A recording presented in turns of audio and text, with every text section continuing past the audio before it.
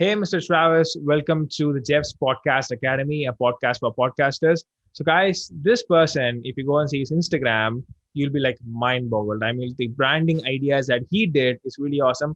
And he was so glad to reply both on my email and also the Instagram stuff that I spammed him. I thought he's not going to reply, but he did in a moment. It was really an awesome stuff. So, Travis, welcome to the show. It really means a lot that you're here right now. So please tell a little bit about yourself and your podcasting area so far. Sure, Jeff. Well, it's great to be on Jeff's podcast, and I'm super stoked to be here with you.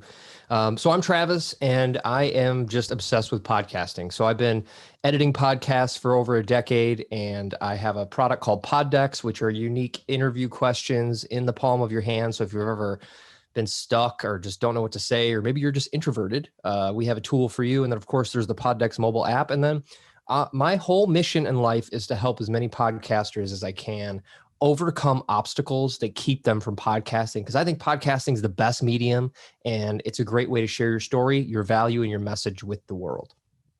Wow. And you mentioned that you help podcasters overcome obstacles. I mean, like, what was your first ever obstacle that you have faced in podcasting? Oh, well, the first one is just imposter syndrome. So who's going to listen to me? Why would anybody listen to my podcast? I don't like my voice. Do I know enough? All the self-doubt, which is what really keeps people from pressing record. It's easy to buy a microphone. Like that's the first thing people do. They're like, I'm going to start a podcast and I need to get a microphone because it feels good to buy. But they don't ever really shed the skin of like, hey, it's going to take me time to become a great podcaster, and I need to give myself a chance to learn this. And if you go back to any of your favorite podcasts, the very first episode, it's rough. Even like Joe Rogan, right? Like it's rough, and you have to start to be great. You don't have to be great to start.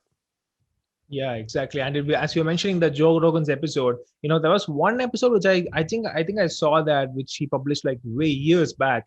So it was like he was having this three persons talking and he was doing this fun stuff. I mean, like a guy who's into MMA, he can do the stand-up comedies and everything. I can think people can also reach out to a lot of different varieties and try to explore them. So just trying to get the background of how you want to, like, how you went into the field of podcasting. So any inspiring moment, any moment which just sparkled that podcasting, oh my god, this is something that I want to do, any such thing as moment like that? Yeah, so I used to be a professional musician. So I used to tour around the country and play rock and roll on a stage. And so I've always been used to talking into a microphone. And at some point in time, everybody has to grow up. You have to stop Peter Panning, right? So I decided to get a real job, and I went to a cubicle and I would drive there every day for an hour. And on the way, at some point, I heard a podcast and I was like, what is this? And the first thing I noticed was like, this sounds really bad. And because I had this audio background, I thought, man, I could really help people make their podcast sound better. And I also thought, I really want to do that because I am an extrovert and I like talking to people and I like being on the microphone. So it was a natural progression to me. But just the fact that we had the ability to press record on our computer and share a message and then distribute it to the entire globe is, if you really think about that, there's a huge opportunity. And I hate writing blog posts. I hate writing blog posts. I'm not a blog post writer. I am a verbal person. So having the ability to share just verbally what I'm thinking, what I'm excited about, the tactics I'm using is the perfect medium for me, because I've heard people say, man, I really wish people could like hear my voice while I'm blogging. And I'm like, they can. It's called a podcast. All you have to do is just tell people.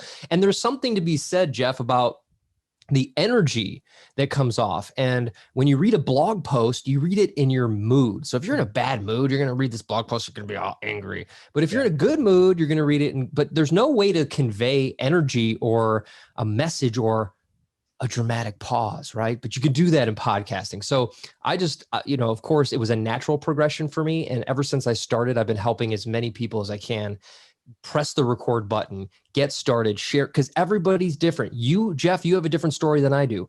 Yeah. I have a different story than the next person. We all have different experiences, which makes us beautiful people. And you need to share those with the world because your story deserves to be told. So if you're on the fence about starting a podcast, there's never been a better time.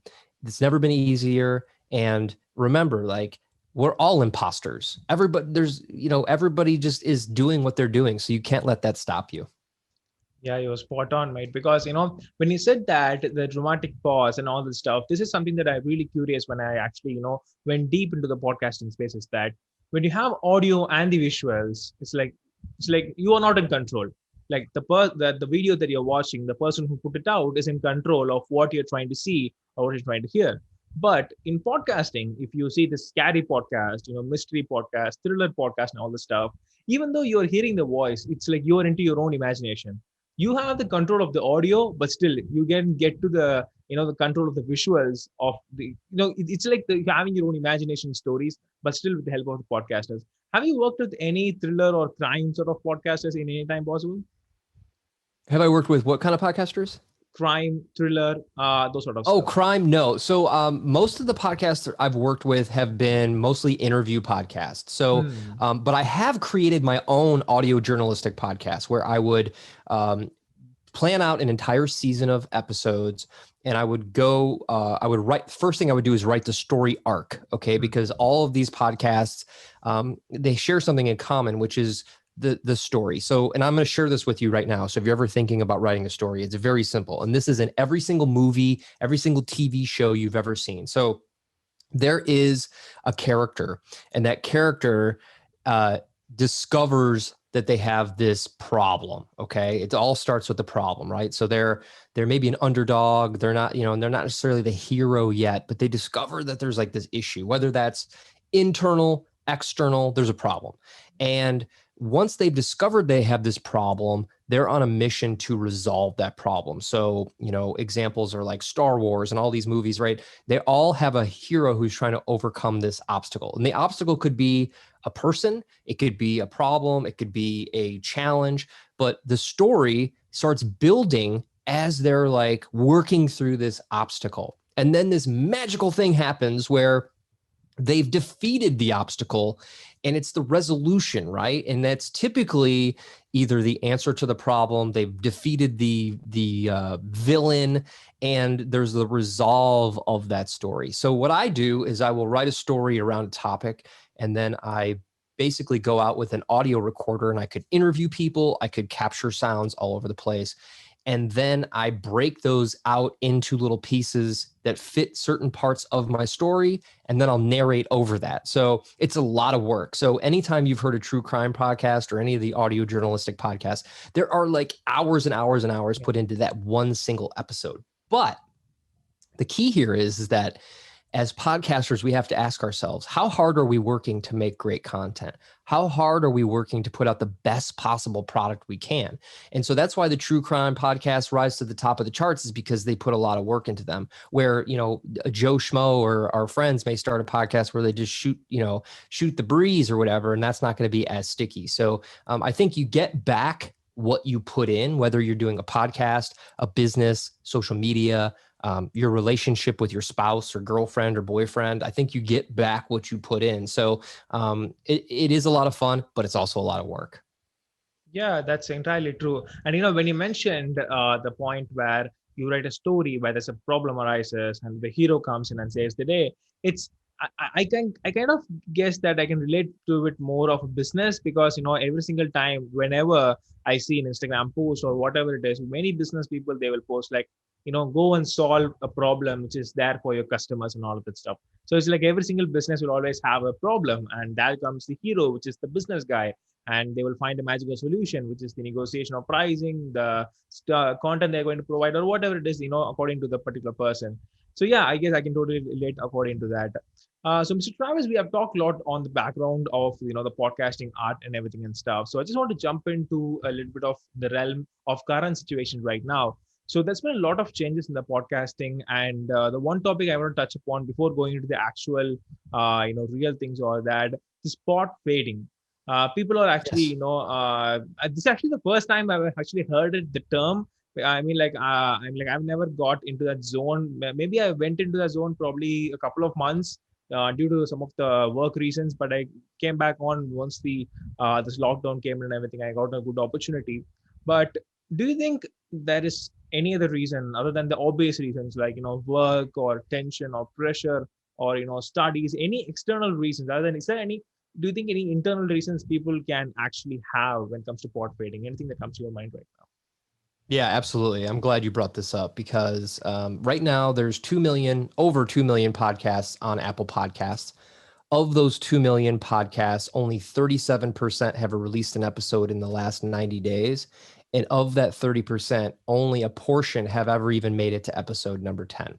So I think that pod fade is mostly internal reasons. I think there's very little external reasons why someone would quit. And I think most of them are internal. So here's the reasons people pod fade. One, they don't have a plan, right? So they're just kind of winging it. And each week they're trying to catch up. And I call it the hamster wheel of podcasting, where each week you're like, oh no, I've got to create another episode. And then after you miss a few episodes, you have this complex that you feel like you failed. And so you quit. You're embarrassed. You're like, oh, I didn't do it what I said I was going to do. And so I'm just going to quit. And that's the worst possible thing you can do. Now, the other reasons are that podcasting is generally a little bit of work. And I think most people think that doing a podcast is just hanging out. You record a little bit, but there's a lot that goes into it. You need to plan an episode. You need to find a guest. You need to record the episode. You need to edit the episode. You have to write show notes. You have to publish and promote the episode. And by the end of that, people are like, oh, I thought this was just going to be sort of like a fun little hobby, and they get overwhelmed with the process. So having a system, having a checklist, like, okay, what does it take you to make an episode? And make a checklist so you can go through the exact steps over and over and over again will keep you consistent.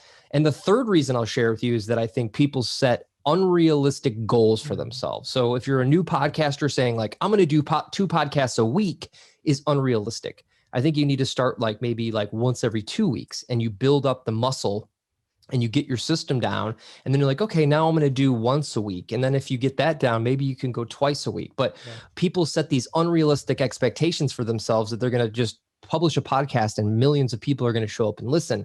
And that's never going to happen. It's something that you have to compound over time. You have to work at. But if you quit, if you pod fade, you will never, ever, ever make it to the point where you finally take off. Yeah, and just touching upon one of the points you mentioned is that one person, so I kind of consider myself as like a podcast mentor. I don't know why I'm not even eligible to say that, but sometimes when people ask me for what are the mics to use, how to plan it accordingly, just the basics and all of that stuff. So one person asked me during the conversation, like, how can I, do this Spotify originals or, something like that.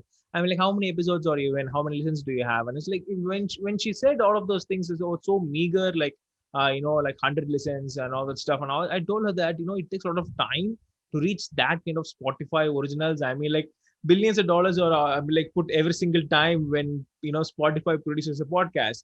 So some people don't really understand, what's their goal, which you mentioned, the plan, what do they want to achieve first. Mm-hmm. I think that's where the entire problem comes in. And when you mentioned that Apple, has just released the statistics of, 37% is only active. And they also released the subscription model. They just released it. So any take on that? Because I think my podcasters are really new to that. I just released it for probably a couple of weeks or a week before. Can you just tell us what it is and how people can proceed with it? Sure, absolutely. So Apple just recently with the spring event announced that they're changing the Apple Podcast Connect dashboard. And all that is just where your podcast RSS feed lives within Apple. And then they in that dashboard, they give you all kinds of different stats. Now, I am not somebody who promotes over analyzing stats. I like to tell people check in every once in a while to see that there's growth. But the one stat you want to look at is the completion of episode percentage. Okay. So this is going to show you the average consumption of your episode, whether that be 50%, 80%, 100%. And that is a stat that you can actually use for good instead of just feeling bad that you don't have a lot of subscribers. Okay. If you can create content that people consume 100% of, you're doing a good job because they stayed with you the whole time. Okay. With stats, even if you're only getting 50 downloads an episode, imagine 50 people coming to your house every week to hear what you have to say. That's pretty huge. Okay. So one of the other things that they added in was the ability to start using subscriptions. So Apple's going to start curating their own content and releasing a subscription. Now podcasters can flip a switch and turn on subscriptions. So you have the ability to say, hey, you can support my podcast every month for a couple dollars and bring in some revenue. So I think this is going to be a huge opportunity for some podcasts, but personally, I think that the research that I've personally done is that people that listen to podcasts don't want to subscribe to podcasts. And you have to come up with other ways to monetize your podcast than asking for a subscription. Now, this is subjective, right? This is my personal opinion. Yeah. If you want to create a subscription for your podcast, you have to really ask yourself this question. Is the content you're creating worth subscribing to? So Apple's going to spend all this money developing these new shows, and they're going to put a ton of time and effort into them, and they're going to make them worth subscribing to. Now, I'm not saying you're not worth it. I'm just saying you have to ask yourself, am I really putting something into this that's worth somebody putting in their credit card and paying for it? So I think it's a really big opportunity, but it has to be done the right way in order to make the most out of it. Mhm. Yeah, I think you actually bring up a pretty good point, because I think most podcasters, even if I think, is there an eligibility criteria for subscription or anything that they've released? Anything at all? There's no eligibility model at this point. It's really something that you can just turn on. You put in, what you're asking for your podcast, and then people will be able to pay. Now, it's going to be really easy for Apple users to pay because you have Apple Pay. But you also have to remember, there's like 60% of the population doesn't use Apple devices, and they'll never even see Apple Podcasts. So if you're really thinking about your global reach, you have like millions and millions of Android users who are not going to use that app. So in my opinion, it's better to figure out a model to use outside of that platform to monetize, so you can reach everybody instead of just a segment of the people listening to podcasts. Yeah, and this brings up a really good thought in my mind, is that I know you probably must have listened to Tim Ferriss' show, probably once in or two whiles. And there was this one moment which was mentioned to me by another podcaster, is that there was once a time when Tim Ferriss didn't actually put any kind of advertisements in his entire podcast, and that actually reduced his listenership.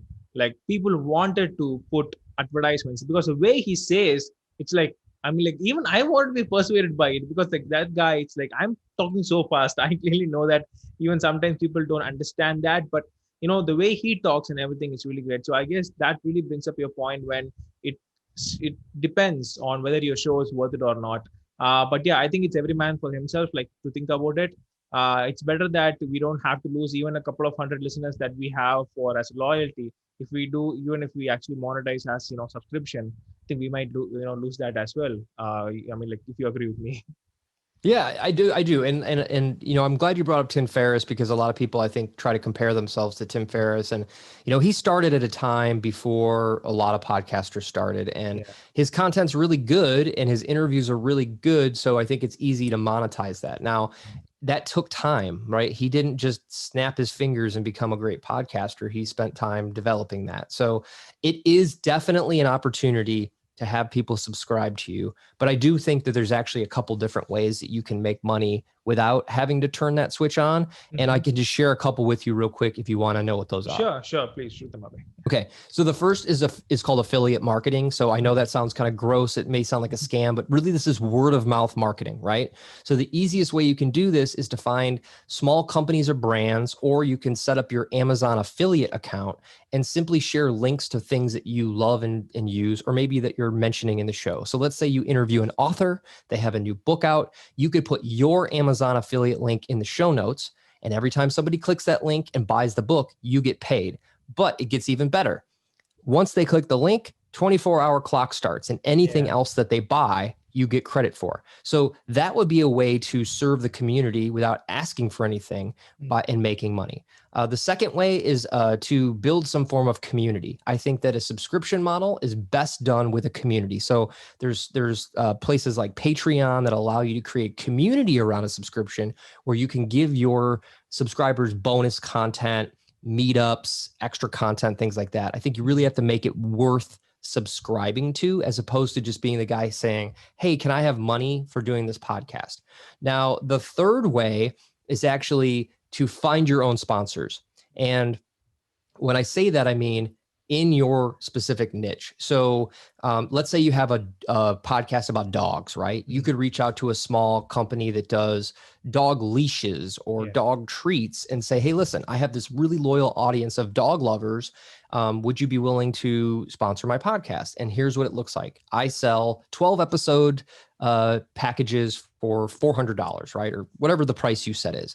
And then they can say, okay, cool, let's do this. And the cool thing about that is that you are going to keep all the money because Apple is going to take 30% of your subscription money. Okay. That's part of the terms and conditions that nobody knows about. So when somebody gives you $1, you're going to get 70 cents. Okay. And then that income is also taxable, which means you're going to get way less than that. Yeah. So by taking $400 from a dog treat company, you're going to keep 100% of the money. It's going to be relevant to your audience, and you are going to serve that niche in the best way, as opposed to having random ads for insurance lizards and purple mattresses and stuff that no one cares about. You want it to be relevant to your audience. So I think those are 3 ways that you could monetize without turning the switch on with Apple to say, subscribe to my podcast. Yeah. And, thanks for adding that, Mr. Travis, because I think people now get the idea whether they want to actually switch to this particular subscription model, or, they can actually go for various different ways, which actually works. So one more thing I wanted to touch upon with this current events is that Facebook actually kind of said that it's going to release this podcasting sort of platform on Facebook itself. Like now, how Clubhouse has been doing it. Mark Zuckerberg really mentioned that they're going to do that. So do you have any take on that? How it's going to go? Any take on that? Sure. Yeah. So social audio is a big thing right now. So we've got Clubhouse. I know Twitter released something called Spaces. Mm-hmm. Of course, LinkedIn is going to do the same thing. And of course, Facebook is going to do the same thing. And so what that means is that now we're going to have 5 different social audio platforms. So I think Clubhouse is winning right now with the most market share, and they've got people interested in social audio. Mm-hmm. I do think, based on my experience in all of those different avenues, is that podcasts won't go away. They're going to stay a relevant piece of content that you can create, and that's evergreen, right? So people can go listen to it whenever they want on demand, which is why podcasting is so cool. The social audio thing is more live. It's in the moment. Yes, you can record it, but there's some stipulations with that, as far as like you need to let your audience know you're recording it. And I think that the social audio is going to allow podcasters to network with their audience and interact. So one of the hardest parts, and this could play back into our Podfade conversation, is that if you're a podcaster, and let's say you're just doing it alone, you've got a solo show, you're sitting alone all the time, you're talking into a mic alone all the time, you put out an episode, you don't necessarily get any feedback from it. So it can be lonely. Yeah. And that's why people quit. But the social audio aspect is something podcasters can use to get feedback from their audience, to do Q&As, to have additional content, right? So at the end of your episode, you could say, hey, listen, if you want to go further with the conversation, I'd love to talk to you. You could join me on Clubhouse at 8 p.m. on Thursday. And we're going to talk all about this topic where you can join me and have a conversation. So I think the social audio for podcasters is going to become a very powerful tool to get their audience to interact with them. And again, if you have something to sell, like Jeff might have podcasting services or podcast mentorship services, that would be a great place where you could qualify your customers and sell them. But I don't think social audio is going to destroy podcasting in any way. And based on my own consumption, I found that when I go on Clubhouse, I tend to go back to podcasts because they're more formatted. I kind of know what I'm going to get, as opposed to the random Q&A things that are happening on social audio, as opposed to just like the networking aspect. So I do think it's going to be powerful, but I don't think it's going to disrupt the podcasting industry. Yeah, actually, it's really good that you brought that up, because it's like the rumors was spreading during this time when the Clubhouse came in. It's like, it's going to destroy podcasting.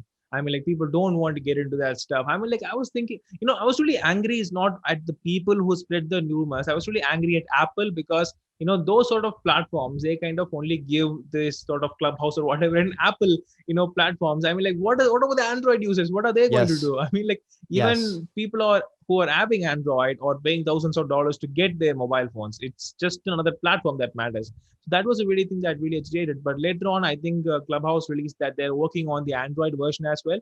So I think maybe probably if that hits, I mean, like it's going to be having a huge, number of people than the Apple itself. I mean, like the Apple platform, iOS itself, I guess. So yeah, that's a really good point that you brought that up. So coming to the final section of this entire episode is that the branding ideas of podcasting. The reason why I want to ask is that I checked out your profile. I went to the last, the post itself to see whether you have distorted yourself somewhere in the branding, like any colors or any sort of stuff. But I couldn't find many things. I mean, like not that much of stuff. So tell me, how did you actually maintaining this? Because just one give me one reason why I'm asking is because if you've seen my Instagram, I am a guy who likes to experiment a lot, like different designs, different colors. I never get satisfied with the one thing. So for me, when I see is that I'm really, really jealous. Like I'm like, is this guy is saint or I mean, like, how can he have the stable mind of giving one color and one brand? I mean, like, I'm a guy who's studying MBA right now. I'm in the finals. Still, I can't get the idea of branding correct. It's probably my mind that screwing me. But yeah, please just shoot a couple of tips, like or even ideas, like how to keep that up. Anything on that? Absolutely. Yeah. So I've been studying social media and trying to use it to grow my brand, Poddex, to grow my influence, to grow my audience. And what I've learned is that there's two kinds of Instagram accounts or two kinds of social media accounts. There's one that's just sort of like all over the board. It's a picture of a dog. It's a picture of food. It's a picture of you at the beach. It's this, it's that, it's the other thing. And when I hit those accounts, I have no idea what that person's about. And so I decided internally that I really wanted it to be clear when you hit my page that you knew you were going to get actionable tips, tricks, strategies for podcasting. And so my brand colors are orange, black, and white. So I just said every single post, it has to maintain within those colors because I wanted to have something that just when you got there, you knew exactly what it was. So I'll challenge you, Jeff, to pick your 3 favorite colors and start only using those colors or, complementary colors in your posts.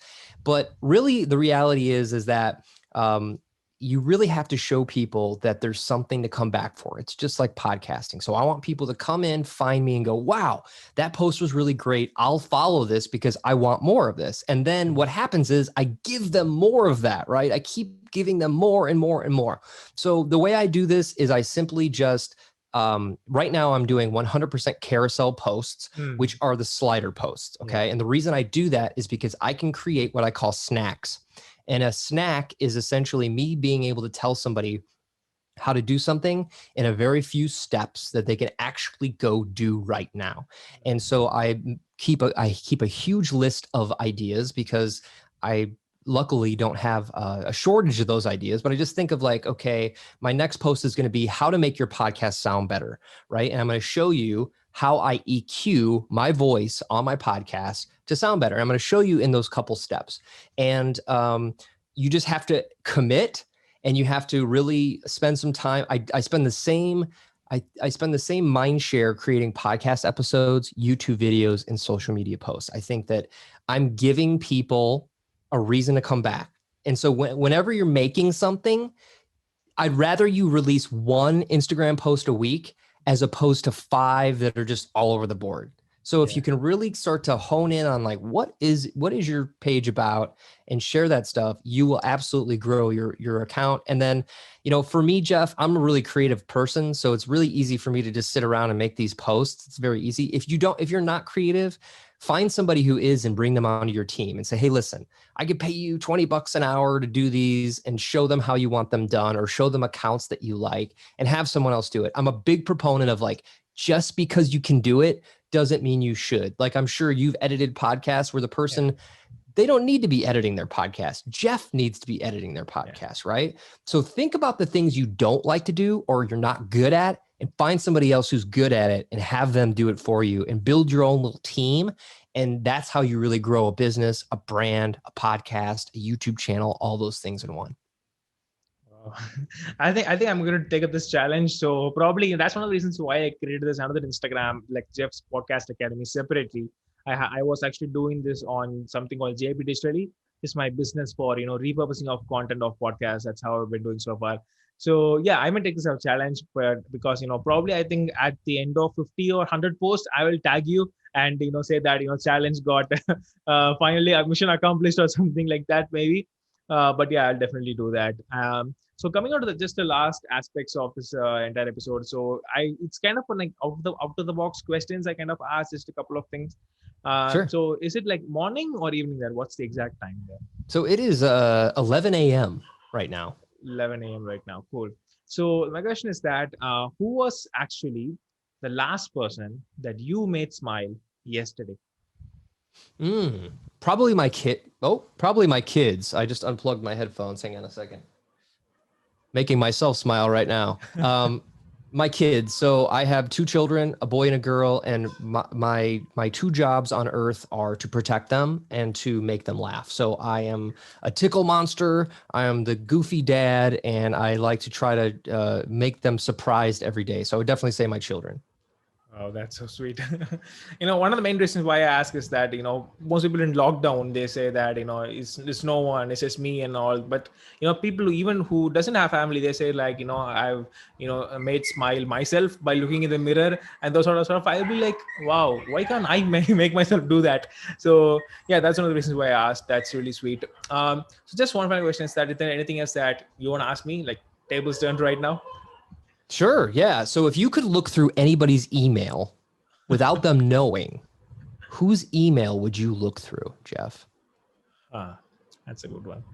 So the email that I would look through is there's a guy called Simon Sinek. I don't know. Yeah, you heard of him, right? He's his organizational consultant. So that guy, he kind of gives us amazing tips for his like amazing motivations. The way he speaks itself, it's like really. I mean, like that's what I want to do for my team. I don't want to, be that guy who bosses around and all of that stuff, but to mainly motivate them. So yeah, maybe he sends a lot of emails to his team, like make. I think that the email he receives or he sends, probably no one would hate. I never I don't even think that. So maybe that's one of the guys that That's a good answer. That's a good answer. Okay, and I got one more for you. Sure. If you could sing a duet with anybody, who would it be? See, this is cool because I made Jeff smile today. So when somebody asked me that question tomorrow, I could say I made Jeff smile. So duet. The options are actually large. I would say it's a big list, but I've also always wanted to do one with Taylor Swift. I don't know why. Yeah, because the songs that she sings, it's like Taylor Swift or Justin Bieber. These guys, these people, they like do personal songs, like something that people can relate easily. I mean, that's why it's being a big hit every single time. Yep. So yeah, maybe with her, probably Taylor Swift. That's a good example, and this also plays back. When you start listening to Taylor Swift songs, they're all stories. Yeah, so exactly. Start to listen to them. Like that's what makes a great song. That's what makes a great podcast. That's what makes a great social media post. So remember, storytelling is really going to help you grow your audience. Wow. I mean, like you can actually connect with anything, right? With podcasting, you can just connect with anything, I guess, probably. That's how it goes. So, Mr. Travis, just let me know where are the places that people can actually find you, your services, or, where you can find your shareable, nice action resources. That would be great. Yeah. Absolutely. So there's a couple places you can find me. First of all, you can find me at Poddex on Instagram. It's the social media platform that I use all the time. I don't really use any of the other ones. You can find my website, poddex.com. And of course, I have the Poddex mobile app, which is available for Android or Apple devices. And this is thousands of unique interview questions. So you saw me and Jeff just bouncing back and forth with some fun questions. Well, I've got a whole app full of those questions. Mm-hmm. It also has mini courses for podcasters. So whether you want to monetize, whether you want to get a legal agreement, whether you want to do vocal warm-ups, I've got them all in there. And then of course, we have a community. It's called the Podcast Builder Club, and that's on Facebook. So you can join that free group, and we spend a lot of time networking and collaborating. And those are the three places you can find me. But before I go, I need everybody to do me one favor. While you're listening to this podcast, we're getting close to the end. I want you to just press pause, and I want you to go give Jeff a 5-star review. Okay. So I want you to give him a 5-star review, and I want you to write something nice. I don't want you to just swipe the stars. I want you to say, this podcast, did what for me. And make sure you give Jeff a 5-star review because he's working really hard at putting out great content and finding you guests and helping you podcast better. So make sure it's a free thing you can do to help him. So press pause, do that, and then come back and hear the rest of the episode. Wow. I don't have any words right now. But yeah, thank you so much, Mr. Travis, for that. It really means a lot. And guys, if you're someone who's just, want to start a podcast or, the entire episode, we talked about planning because that's what actually kind of removes the pod fading. And I guess, whatever Mr. Travis has, he has actually a lot of bundle you can work on, actionable tips, and make sure you follow him on Instagram. Like, that guy has crazy stuff on there. So like even the funny thing is that the images which he put is like, I don't know how he takes the exact images, like him saying that sh and all of that stuff like that in the particular images. It's really crazy. So yeah, please follow him on Instagram and check out all his content. It will be really helpful. And if you have any questions you can ask him as well through his Instagram or anywhere. He'll definitely reply. Don't be afraid of the 5K followers he has. He'll definitely reply. And yes. Again, thank you so much, Mr. Travis, for coming on to the show. It really means a lot. And guys, thank you so much for listening. And I will see you next episode. Thanks so much, Mr. Travis. Thanks, Jeff.